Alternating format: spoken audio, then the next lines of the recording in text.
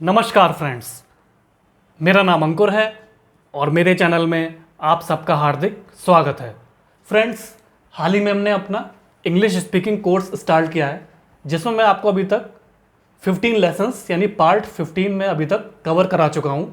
और जिसमें मैंने आपको प्रीवियस लेक्चर में यानी प्रीवियस पार्ट में पार्ट 15 में मैंने आपको मे और कैन से रिलेटेड सेंटेंसेस के बारे में जानकारी दी थी कि हम कैसे उसे अपनी नॉर्मल इंग्लिश लैंग्वेज में यूज़ करते हैं जब हम किसी सामने वाले व्यक्ति से कन्वर्सेशन करते हैं तब।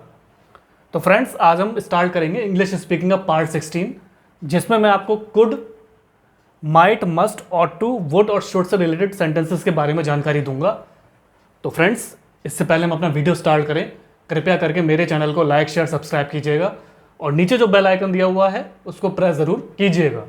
और मैं अपना इंस्टाग्राम और फेसबुक का लिंक हमेशा की तरह नीचे डिस्क्रिप्शन में शेयर कर दूंगा। तो चलिए फ्रेंड्स, फिर हम स्टार्ट करते हैं पार्ट 16,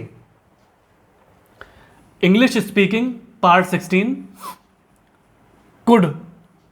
फ्रेंड्स, कुड जो होता है वो बेसिकली कैन का पास्ट टेंस होता है और कुड का मतलब होता है हम किसी काम को कर सके। कुड मतलब कर सके। अब इसे हम जानते हैं फ्रेंड्स, इसे हम सेंटेंसेस में कैसे यूज करेंगे। राजू, क्या तुम यह काम अकेले कर सके? अब ये फ्रेंड्स कुड में यूज होगा, कुड में कन्वर्ट होगा, तो इस तरीके से होगा, Raju could you do this work alone? Suresh, नहीं, मैं इसे अकेला नहीं कर सका। Suresh, no I couldn't. Raju, क्या वह समय पर तुम्हारी मदद कर सकी? Raju, could she help you in time? Suresh, हाँ कर सकी। Suresh, yes she could. Raju, क्या तुम मेरे लिए पानी ला सकते हो? Raju, could you bring me a glass of water? Suresh, खुशी से। Suresh, with pleasure. फ्रेंड्स, अब आते हैं might, must, ought to, would और शुड के बारे में जानने का प्रयास करते हैं। फ्रेंड्स, माइट का मतलब होता है बेसिकली शायद।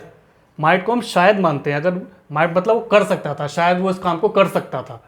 और मस्ट मतलब हमें वो चीज़ करनी ही पड़ेगी, मतलब हमें किसी बंद को रेस्पेक्ट करनी है तो वी मस्ट रेस्पेक्ट हिम, मतलब हमें उस काम को करना ही चाहिए। ऑट टू मतलब ये हम फ्रेंड्स बेसिकली छोटे लोगों के प्रति अपना आभार व्यक्त करते हैं या उनके प्रति अपना प्यार प्रकट करते हैं, तो इसलिए हम उसको ऑट टू से रिप्रेजेंट करते हैं। वुड, वुड के लिए हम किसी से फ्रेंड्स उसको रिक्वेस्ट करते हैं कि क्या आपने वो काम कर दिया, तो इसलिए हम उसको वुड को यूज़ करते हैं। शुड, शुड का मतलब होता है कि कोई मतलब हमें किसी की आज्ञा को मानना ही पड़ेगा, मतलब कोई हमें अगर कोई ऑर्डर दे रहा है या कोई नसीहत दे रहा है तो हमें उसको मानना ही चाहिए, तो उसमें हम शुड को यूज़ करते हैं।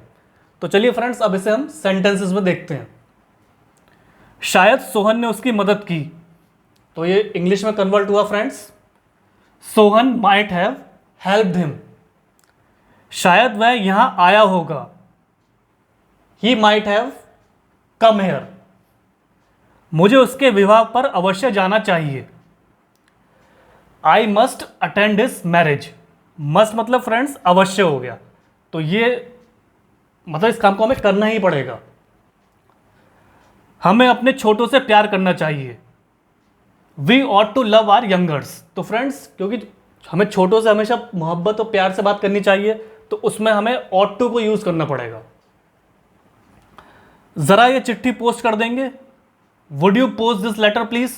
क्योंकि फ्रेंड्स इस सेंटेंस में चिट्ठी पोस्ट करने के लिए रिक्वेस्ट की जा रही है, तो इसलिए हम यहां पे वुड को यूज करते हैं। तुम्हें कक्षा में अधिक नियमित रूप से जाना चाहिए, you should attend the class more regularly. अब फ्रेंड्स, कक्षा में हमें नियमित रूप से जाना चाहिए, तो इसमें फ्रेंड्स हमें शुड का यूज करेंगे, क्योंकि ये हमें एक ऑर्डर दिया जा रहा है, हमें समझाया जा रहा है कि हमें इस चीज का पालन करना चाहिए। मुझे 10 बजे तक घर अवश्य पहुंच जाना चाहिए, I must reach home by 10 o'clock। इसमें फ्रेंड्स हमें एक टाइम लिमिट दे दी है और हमें इस टाइम तक अपने घर तक पहुंचना है, तो इसलिए हम यहाँ पे मस्ट को यूज़ करेंगे। मस्ट मतलब वो कार्य बहुत ही ज़रूरी है और उसको एक समय पर होना बहुत ज़रूरी है, तो इसलिए हमने यहाँ पे मस्ट को यूज़ किया है।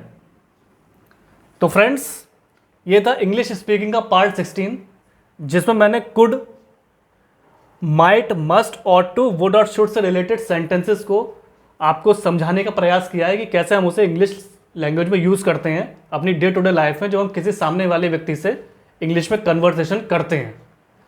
तो फ्रेंड्स, आशा करता हूँ कि मेरे इस प्रयास से आपको कुड, माइट, मस्ट और टू, वुड और शुड से रिलेटेड सेंटेंसेस के बारे में काफ़ी महत्वपूर्ण जानकारी प्राप्त हुई होगी।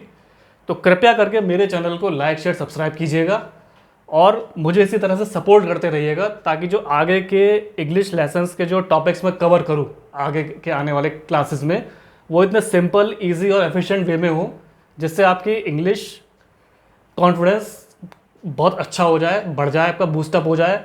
आपकी इंग्लिश लैंग्वेज बोलने जो आप बोलते हैं किसी के सामने बड़े पर्सपेक्टिव में, सोसाइटी में, वो काफ़ी फ्लुएंट हो जाए, कॉन्फिडेंस बूस्टअप हो, आपका हेजिटेशन दूर हो जाए और आप एक परफेक्ट इंग्लिश बोल पाएँ।